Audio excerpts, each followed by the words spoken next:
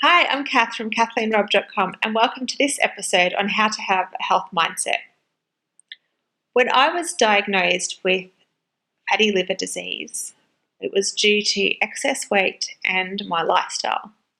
And the thing is, I was halfway through my naturopathy degree at the time. So you would think I would have the knowledge to avoid such a diagnosis. And over the years, I've been a health professional for a good 20 years, I would say. And I have worked with so many nurses who have smoked on their breaks. And I can't even tell you how many health professionals, including myself, that I have worked with over the years have had burnout at least once. So the thing is, it's not just knowing how to take care of ourselves. We actually have to do the work to take care of ourselves. We have to apply the knowledge. There's still plenty of room for me to grow in this area, but this is what I've come to learn so far about developing a health mindset.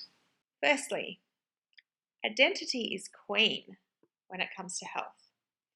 We need to identify as someone who can be healthy in order to be healthy.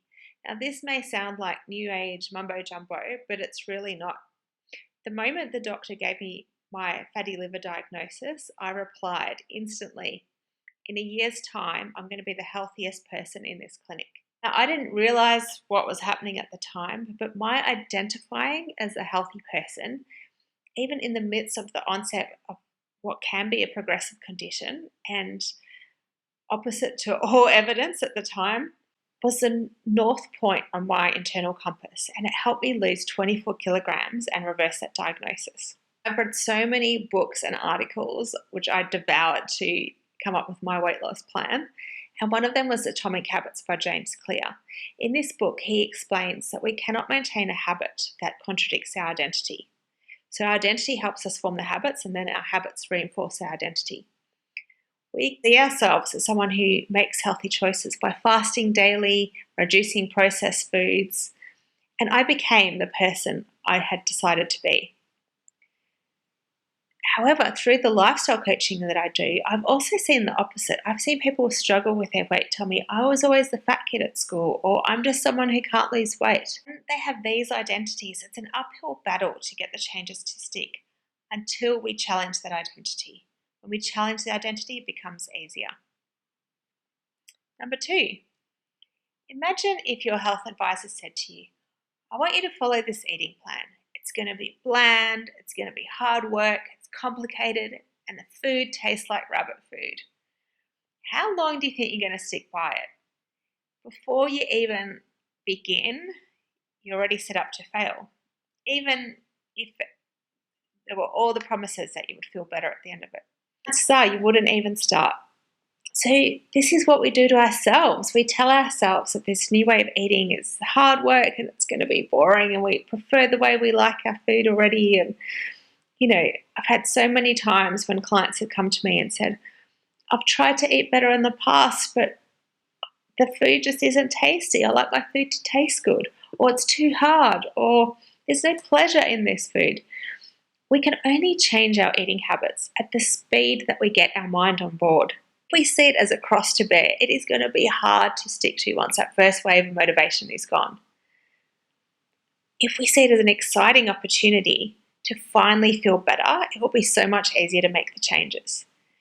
So instead of telling ourselves, this is going to be so boring, reframe it as a question in a positive statement. So instead of saying, this is going to be boring, how can I make this interesting? This is going to be complicated. How can I make this easy? So reframe it and get your mind on board. Right? The biggest mindset mistake I see people make is waiting to feel like it. Motivation is such a con. The idea of motivation makes us think that there's no point starting until we're all in and we're fired up. So we never start. And I can tell you this, I started losing weight when I was in my 40s. I think I was 43. I'd been putting on weight since probably about the age of 30. So for over a decade, I waited to be motivated. Making a small shift that we don't actively resist is enough, because once we build up a little momentum, we can add another shift. It's a cumulative effort of continual course correction. We don't want to crash or burn all or nothing. Rather, just get the ball rolling and get a snowball effect. You don't have to wait to feel like radically changing everything in your life. Just write down the things that you feel would help you at this moment and choose one small step that you're prepared to try. Number 4, don't wait until conditions are perfect. Start now with that first right step. So similar to step number 3, except you might feel motivated in this case, but you just feel like the conditions aren't right. I want to get healthier, but I'm so busy at work. I really want to start a new diet, but I'm too tired. I need to get fit, but the gym's closed. Hello, lockdown. When we wait for work to be calm and the kids to not need so much from us and our extended family to be okay and the world to be free of drama, we wait forever. We tend to do this because we are being perfectionists and we want to be able to do it perfectly. Don't do it perfectly. Just do 1% better than you're doing now. I hope you have come to see in this short episode that mindset matters as much as our habits. Our mindset keeps our habits on track when it comes to starting and improving our health. When our mindset and our habits are aligned, we can truly make traction with the results we're after. You can tell that I'm not a perfectionist about health or anything. I'm just passionately imperfect. So even our alignment of mindset and habits doesn't have to be perfect. Every degree of shift in direction you make in your mindset will take you in a whole different destination.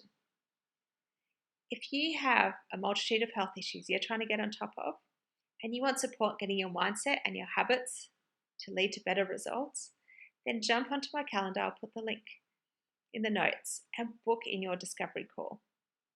Let's get your mindset and your habits on track. See you in the next episode.